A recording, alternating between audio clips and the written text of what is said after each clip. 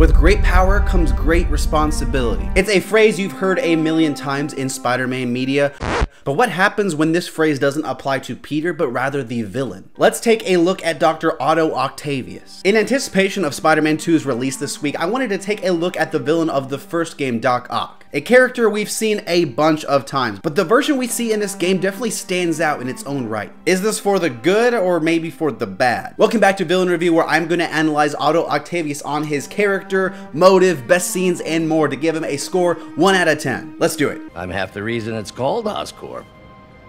In grad school, everyone called us the O's.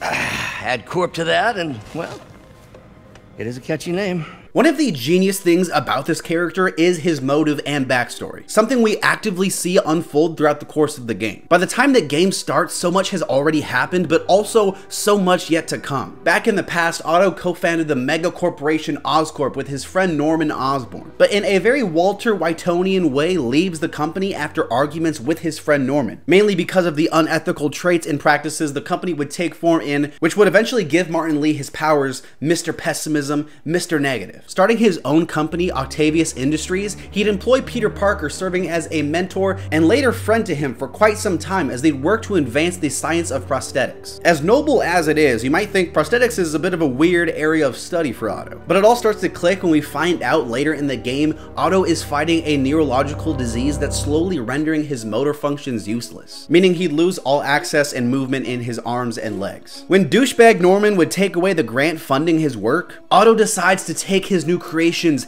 and wage war against Oscorp and the other forces of New York against him. First of all, what a genius way to introduce a origin and motive for this character. You always have to be careful with characters like Otto that have been done so many times before, because if you just repeat the same origin and motive over and over again, things kind of get boring. But this is a motive and backstory that feels both unique and in line with the character, and I really like that. I love this idea of Otto losing his actual limbs and that he has to rely on those mechanical arms out of pure necessity. In a world where he's starting to feel powerless, the arms give him power. They give him the ability to be a force to be reckoned with, something Norman usually was in this bully relationship. The arms give Otto the ability to stand up to Norman, and I just love how he creates the arms out of a need and fear. Something I love about this game is how they lead up to Otto, because when we find out Peter is working for him, we all kind of know what's going to happen. The game gives you hints here and there, small teasers. Hey, maybe it won't go south. Maybe Peter can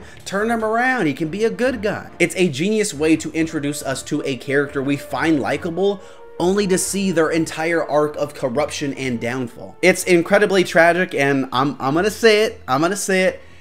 As far as the motive goes, it might be better than that of Spider-Man 2. I'm just saying. Let me know in the comments which one you like better. In the movie's defense though, that's like a 2-hour film compared to a 17+ hour story. I think it would have been really cool actually if they introduced Otto in Spider-Man 1 so that you could show that turn in 2. I think that would have been sick. Where are the arms? Oh wow. So cool. But in the character department, Doc Ock is the best character in the game aside from Peter himself. In the beginning, when he's working with Peter, we see a side to him that's very reminiscent of those non-Doc Ock early scenes in Spider-Man 2. He's kind, a friend to Peter, and I think what's really important is he's a freaking genius. In Spider-Man 2, the movie tells us Otto is smart, but it's kind of just like he knows how to build this big fancy machine. It doesn't feel as much organic intelligence. This version of Otto I really buy to be a genius because we see all the stuff he does with prosthetics throughout the game, but also once he flips and turns into Doc Ock, Peter legit struggles with him because of his plans and strategy. It's an aspect of the character I really like, and I think it's done incredibly well in this game. For Doc Ock, I also think you can't make that flip too hard either, or else it could get confusing. But again, what this game does well is tease the character traits we see in Doc Ock early in the game, in that nice guy, chill version of Otto. In his first scene, he's still ambitious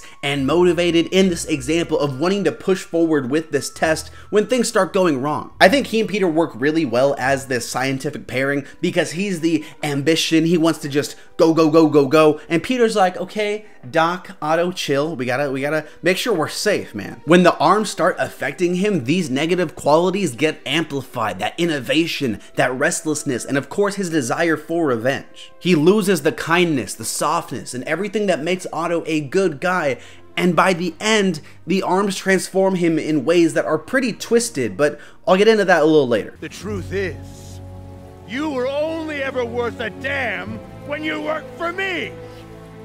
The truth is, you could never accept that I'm better than you.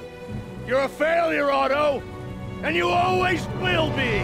Let's talk scenes, man, because there are some really good ones. I talked about all the early ones so far, but a scene I really like is the actual reveal of the arms. It's the moment we all saw coming, and it's a really great use of the audience's omniscient presence in that scene. What do I mean by that? Let me tell you. The scene is very different for us than it is for actual Peter, our main character. For Peter, it's like mildly concerning, but for us, it's downright terrifying. Because we know what this means. Peter, he's got no idea. He just thinks his boss is a smart guy. We also get that rage of Otto building as he grows restless in this pursuit of creating these arms. Us finding out not only just how serious his condition is, but how dangerous the arms are he's developed. But the Sinister Six scene?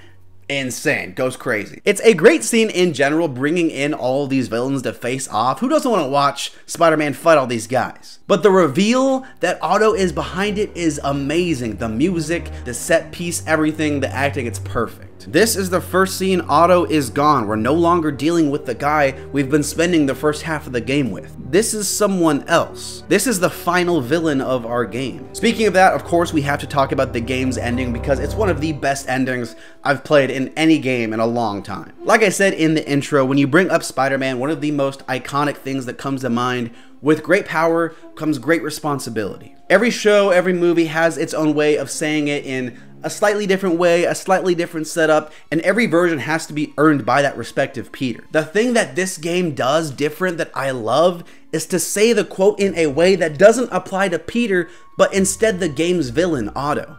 That's because men like us have a duty, a responsibility, to use our talents in the service of others.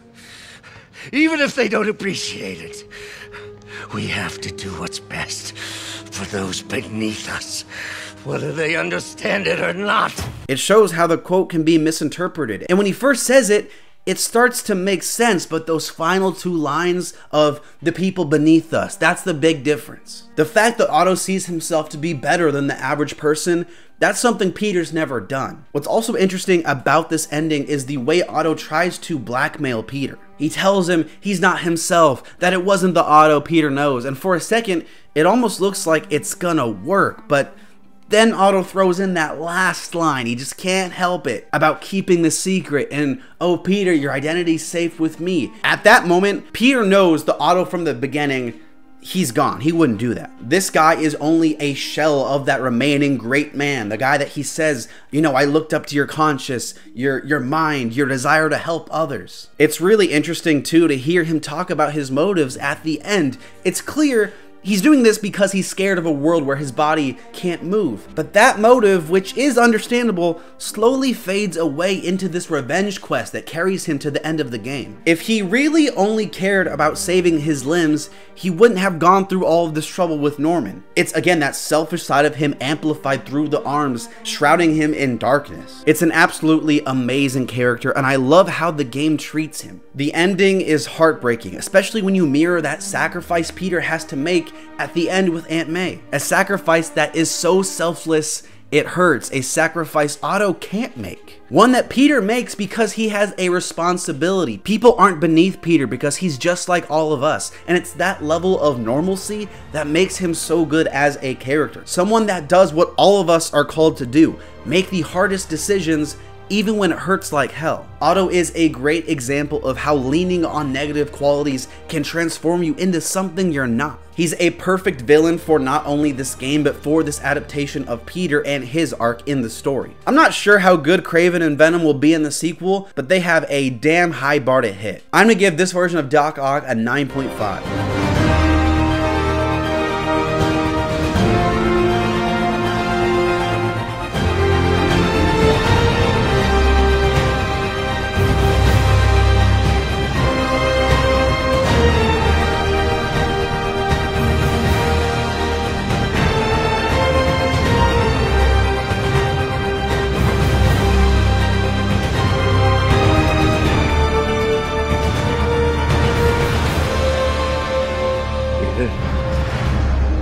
Even when it hurts like hell. Peter, where are you going?